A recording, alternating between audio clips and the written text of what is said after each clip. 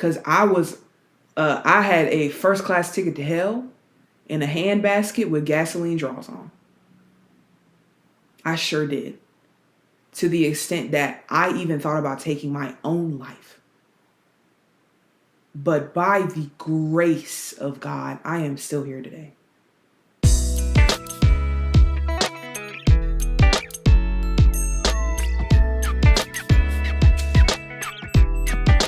What's good, everybody? It's your girl Lit, and we're back for yet another episode of Out the House. This month of February has just been so good, and I'm about to sit back and get comfortable because we're going to be here for a second. And I'm just stoked, honestly, to just let you guys in on how the Lord is just like piecing together my life in real time. Like, this is happening in real time. Okay? So if you are new here and you're like, who is this girl like yapping on her couch? What's good? My name is Lilli. I'm your hostess with the mostest and the steward of this platform called Out the House Pod. So what we're here to do is just be like saved by, submitted to, and sanctified through the love of God, and just allowing it to overwhelm us and infect every area of our life, even the areas that we don't be like trying to talk about or heal from for real. And we be having people in church their whole lives, but immature in Christ. And we have people who have never come face to face and been confronted with the love of God in order to heal them from all of the things that are happening within their heart that they've never spoken about. So I say all that to say, this is a safe space, no judgment, no condemnation, and we just love us some Jesus, period. And if you're not new here and you're like trying to figure out if this is your community or not, what's good? I'm happy you're home. Welcome back. Like, it's an honor and a pleasure. Y'all already know the vibes. We're on Instagram. You can go ahead and follow us there. We have a Patreon community too. If you want access to a community that is one, safe, two, non-judgmental, and just three, like, vulnerable, bro. Like, we're making a habit of vulnerability. So we just gotta do it. And it would be really weird if I didn't go first, and let y'all into my business and share my testimony with y'all. So this whole month of February is about freedom. It is Freedom February, and Lilli is letting y'all on her block. Okay? All up in my business. This is stuff that I haven't even spoken about publicly, like within my family, y'all. And I know a lot of times that can be the hardest place to speak about like your experiences and everything, especially in the Black community too. Like, it can be a little, you know what I'm saying, a little taboo or whatever, but not to the fam, not to strangers. Like, you know, when we sharing testimonies and stuff, Lilli would not be sharing. The only part of my testimony that people would really hear about is the part about my mom passing from breast cancer, but not the other stuff that's like way more instrumental to me being here today, giving my life completely to Jesus Christ and just surrendering wholly. And that doesn't mean that I ain't tried everything else. Okay, I'm not one of those people who, I was born and raised in the church, but I wasn't born and raised and matured in Christ. And there's a difference, which you're going to find out from a lot of my content. So that just being like the jumping point of what we're getting into, is a lot of heavy hitting stuff that we be talking about on here. And Holy Spirit convicted me about hiding behind my teaching gift. So we finna be vulnerable for real. So y'all up in my business for the month of February, and probably into March too. I'm gonna keep it a stack, because it's a lot of different stuff that we have to discuss. But yeah, the Lord, when I was in prayer this morning, he's just so cool. If you don't know, I am in school pursuing a PhD in political science, and I study American punishment, specifically like mass incarceration, parole, probation, all of the things like that. And it was just really cool when I was in prayer today, like how God just like pieces everything together. And I feel like he's been doing that for the past 12 to 24 hours of my life. Even when I was on the phone, with my homegirl, we were just talking about things, and I wasn't sure how everything that I had been obedient in was going to work together. But like God literally was like, yep, here you go. Like you can see it. And so he hasn't just stopped in the area of my business career and like ministry pursuits, but he's doing it in the emotional healing side as well. And I wanted to share that with y'all because why not? I ain't ashamed of nothing, not no more. And even if I do, feel some conflict in me about sharing these things, I'm free, bruh. And so if I'm really free and I am not condemned by God, y'all condemning me is not something I'm worried about. And I know the people who watch my content, like, y'all aren't going to be the people to do that. But like, everybody has opinions, brother. And I'm just not interested in a bunch of hoopla anymore. I'm just here to shout from the rooftops about the man that saved my life, bro. So yeah, when I was in prayer, sorry, ADHD is taking me everywhere. So when I was in prayer this morning, God gave me like a phrasing to help frame my testimony and like slow down and really walk you guys through my entire life up until this point, like the past 25 years, right? So that being said, I study prisons, jails, parole, probation, all of that stuff. And so I thought it was fitting for the years that I was in bondage to phrase it in a similar way to the stuff that I researched. So last week we talked about, being hidden in plain sight. If you haven't watched that episode, I definitely suggest you do. But I'm going to give a recap too.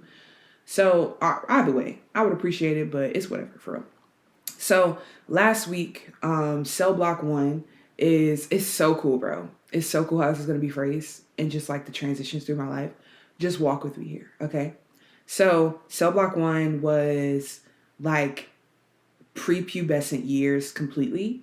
And that's like up until like age 10-ish is when I started to kind of like let you guys in on the things that had been happening in my life. So from like birth to 10, I gave you background about my family dynamics, how we lived, all the things, not in too much detail because, well, no, I did go into some detail for real, actually. Just about like my family dynamics, more importantly, because it paints the picture of how Lilli got here today and has been hiding in plain sight for the past 15 years, right? So I'm going to start calling it now cell block 1, which is just like birth to like 10 years old, right? And like from like 10 to the tweens, right? Today, we're going to be talking about cell block 2. So I got to move to a different cell block because it was a different set of bondage and challenges that that the enemy, was weaponizing against me. Because we're going to call a spade a spade. The devil been after me my whole life. And it's not even to like over spiritualize stuff, but the way in which I've been able to reflect and have language and maturity now in Christ and look back, I'm like, oh, this man's this real life scare, bro. And like even throughout the Bible, there are so many instances in which the ruler of that day would be afraid of a prophecy being fulfilled, or the Messiah coming, or a leader or deliverer, right? We talking about Moses, right? And would kill all the babies, bro. Don't even care, right? And so he would kill off all of the boys under the age of 2 or, under however old, because he was scared of a prophecy being fulfilled, not realizing that him and using those weapons in like whatever those cases were back in the day in the Bible would literally lead to the fulfillment of said prophecy that he was afraid of. So I say all that to say, hell, you lost another one. My God. Hell, you lost another one. Because I am so grateful to be sitting here talking to y'all by the grace of God, literally, bro. Because if it was up to me, I would have been out of here 5 years ago when my mom passed, right? So I set out to say, bro, this is a story of freedom. This is a story of just how like Jesus is the solution, bro. Like it's not some religious nonsense that we're over here spewing. This is like straight out of John 4 with the Samaritan woman and Jesus at the well, bro. Like, let me tell you about the man who told me everything I did type time. So I don't ever want nobody to think, oh, she's just doing this whole like Bible thumping thing just for fun. No, I'm doing it because it saved my life, bro. Like, I follow Jesus because he saved my life and he pulled me out of the mud. Period. Because the goal was for the enemy to take me out before it was my time, before I fulfilled everything that God had for me. But by the grace of God, so many times in my life, I look back over my whole life, and it's so important for me to tell y'all this testimony because it helps me understand just how much God really loves us, and he loves me, and he has kept me for all of these years, man.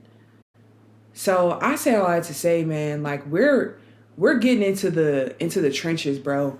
And I, even before I was recording this episode, like my other microphone went out. I don't know what happened with the cords or whatever the case might be. Did a whole sound check and everything was fine.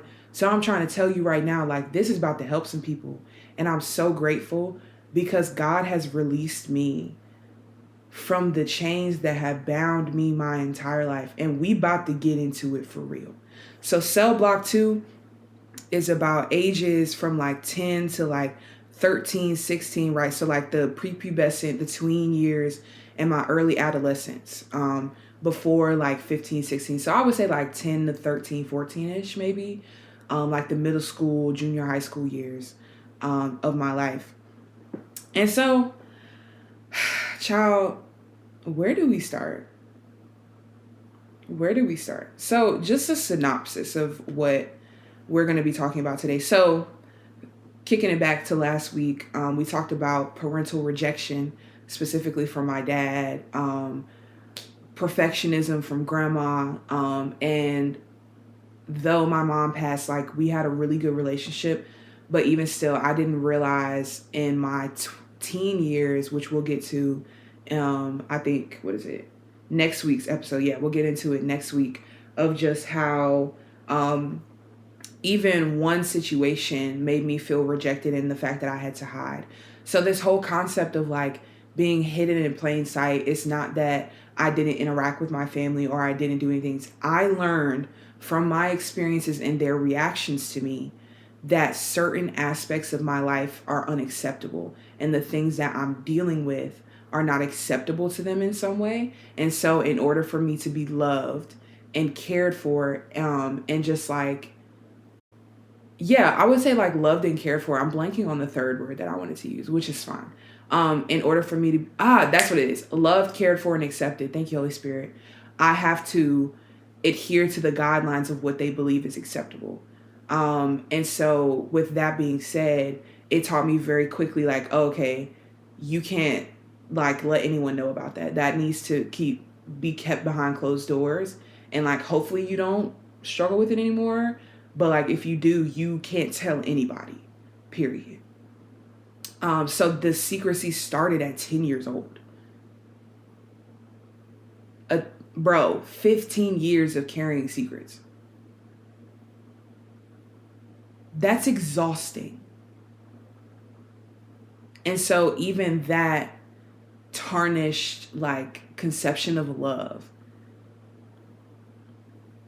it carried over into every relationship in my life with my dad, mom, grandma, grandpa, your friends, your boyfriends, all of the things, bro. Like, there are just certain things that I knew, teachers too, right? Administrators, guidance counselors, everybody.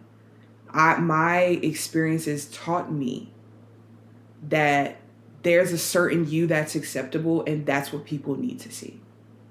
And so, woo Chile, that taught me at 10 years old that Lilli needs to be separated into the one at the forefront and the one behind the scenes. And so duplicity, or just the act of having like being two-faced, right? Because we love to critique people for being two-faced in friendships, but we don't never want to get to the bottom of the trauma that caused them to be two-faced in the first place. Oh, okay. And so basically with all of that, like, I didn't have a safe place to open up. Like my home wasn't even a safe place for me anymore. And that's so sad. And also, we not finna be the people and the kids and the young adults that get on here and trash our parents for, oh, you guys did a horrible job. And it's no, they did the best that they could with what they had. And if we can forgive them, we need to forgive ourselves for the past versions of ourselves who didn't know any better. Because that's been something that I've been struggling with lately. Like with the things and that I thought was best at those moments, I literally just did what I thought was right. And it wasn't right, but like, my gosh, like I don't have to crucify myself just because, or like try to hate myself into loving myself, because it's never going to work. And so, oh my goodness. So from being 10 years old, learning that I didn't have the language for that then. And dude, if I had, I can only imagine how different my life would be now. And it's not to be like, oh, like I'm mad at my parents and my grandparents for like not seeing me and this and that. No, I hid it, bro. I hid it. And even there were moments where they still were seeing things, but they didn't understand the full story and like grasp the gravity of everything. And so I'm literally walking around after 10 years old, a shell of myself, because it's exhausting to hide, because I feel like if I let you see more than what's safe for me to allow you to see, then, well, goodness gracious, the whole spot's finna get blown up. Like they finna infiltrate the whole trap house that I got built in the back type beat. You know what I'm saying? And so, dude, that just led to, and I was in prayer about this, and I just be talking, like me and the Lord just be going at it. Because when you're exposed to, and like molested at 10 years old in such a young age, it sexualizes you and introduces you to a whole bunch of different stuff in a whole different world of things that you don't have language for. You don't have anyone guiding you through or giving you language for, because everybody swears that kids like know nothing about sex. And granted, 10 is very young. Like fourth and fifth grade is when you're 10 years old. Yet, I have a 10-year-old, cousin. He feel like a nephew to me because the age difference. But my cousin is 10 years old. He's in the fourth grade right now. And playing video games, going live with other kids and stuff like that. And the world we live in, they're getting exposed earlier than 10 years old to foolishness, especially sexual stuff. So I say this to say, like, we got to stop acting like kids don't get exposed to these things, because where you don't equip your child and give them language for stuff, they will find it from somewhere else. And so I'd rather the conversations be awkward than them not be had at all. I'm going to say that again. I would rather the conversations be awkward and there be pushback or whatever the case might be now, and you give them language for things, versus them going to the world and getting language for what they're going through. Because no one out there has their best interests at heart. So, child, let's really get into it. Because with that being said, we walked through a couple different things last week, but I think the thing that's so interesting was that I was trying to understand where homosexuality entered into my life, because I didn't know. And we'll get into a lot of this stuff in the weeds next week when we talk about my adolescent years and stuff. But like my dad, he threatened to kick me out at that time. And I know he probably wasn't serious because I was 16. But to a 16-year-old who was afraid of her dad, oh, he was absolutely serious. And it scarred me for life. Like, even if he was really angry because he just didn't know what to do with that information. And that's okay. It's not okay the effect it had on me, though, bro. So I'm like, oh, we gotta hide something else. We have to hide something else.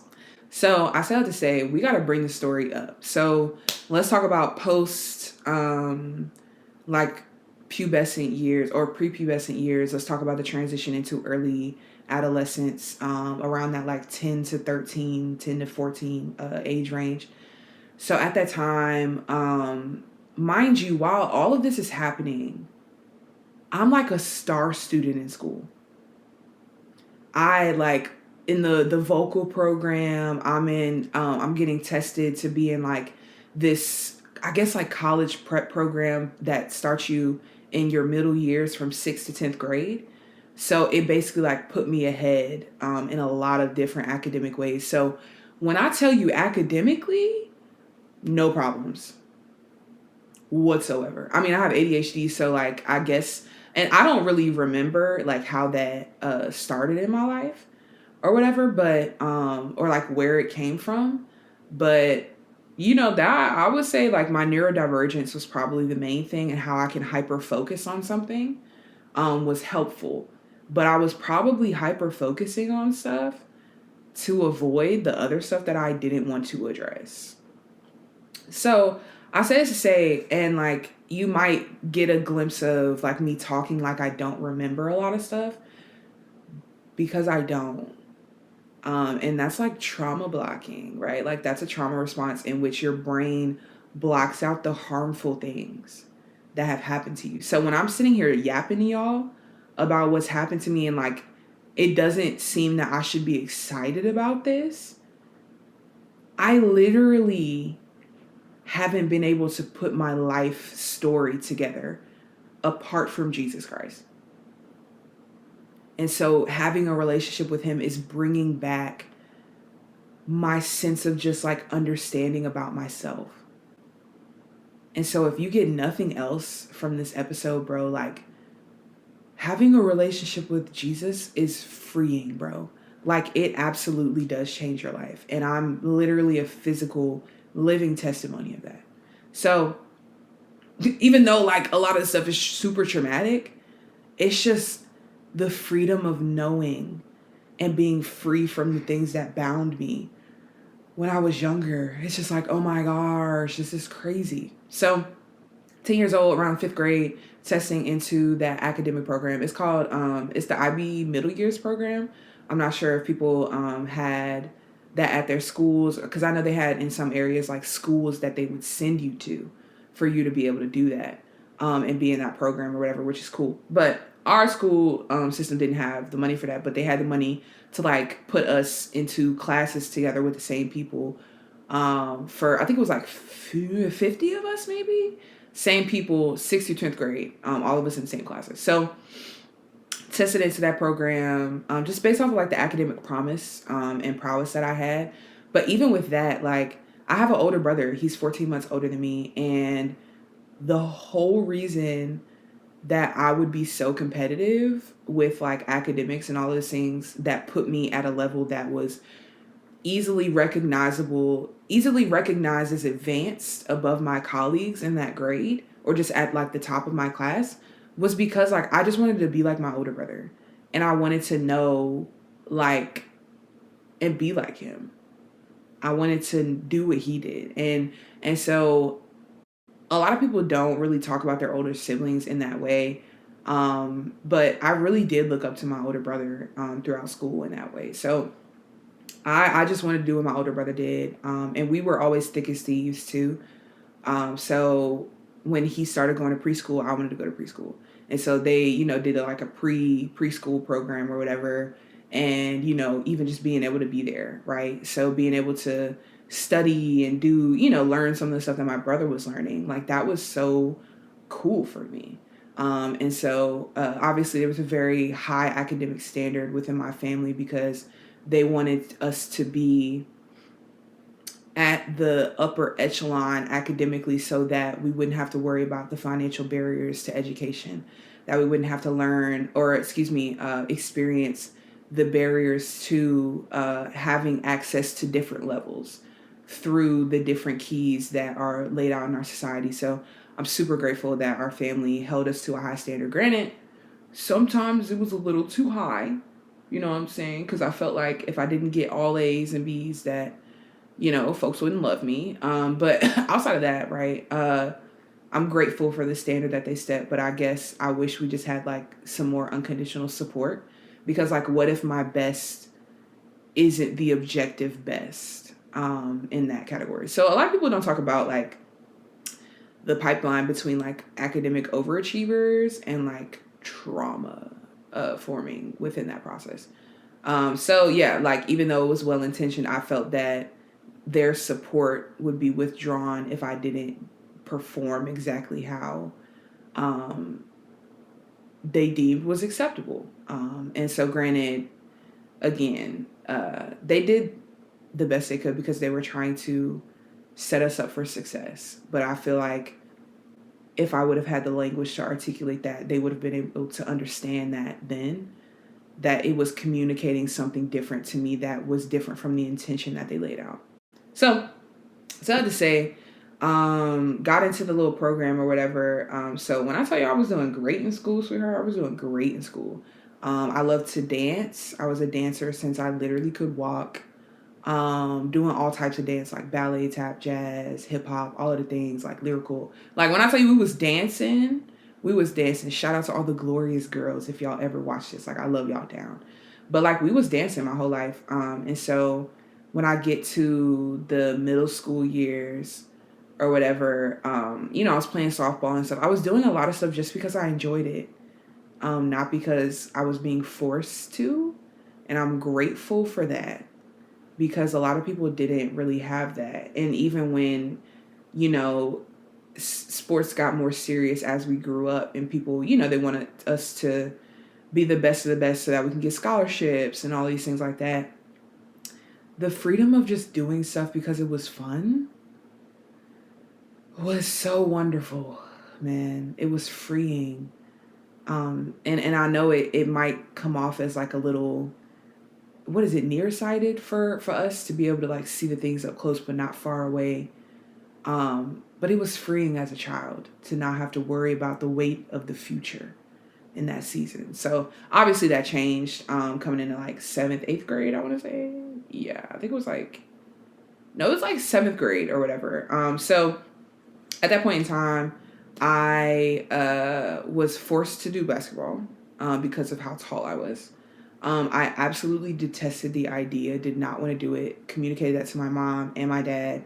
Dad just forced me to do it because they felt like my height was going to waste because I was dancing instead of playing basketball. Granted, I learned how to do it, but I actually really hated it at first. I really did. Like, I remember that. Like, I hated it so bad, bro. Like, I didn't want to learn it. And so when I reflect on even just the things in my life now, when I'm doing things, I do my best not to equate my ability to learn and master something as God's approval and will in that area of my life. Because I can do a lot of things and I'm good at a lot of things and I'm grateful for that grace. But also I feel like too, I had to learn how to pick things up very quickly because I was being forced to do things I didn't want to do. So yeah, and even with that, playing basketball and stuff, it was cool, I guess, but I like softball. I really like softball a lot. And I know there was a lot of politics with the high school that I went to and just like the school teams and stuff with that. But dude, I really love that sport.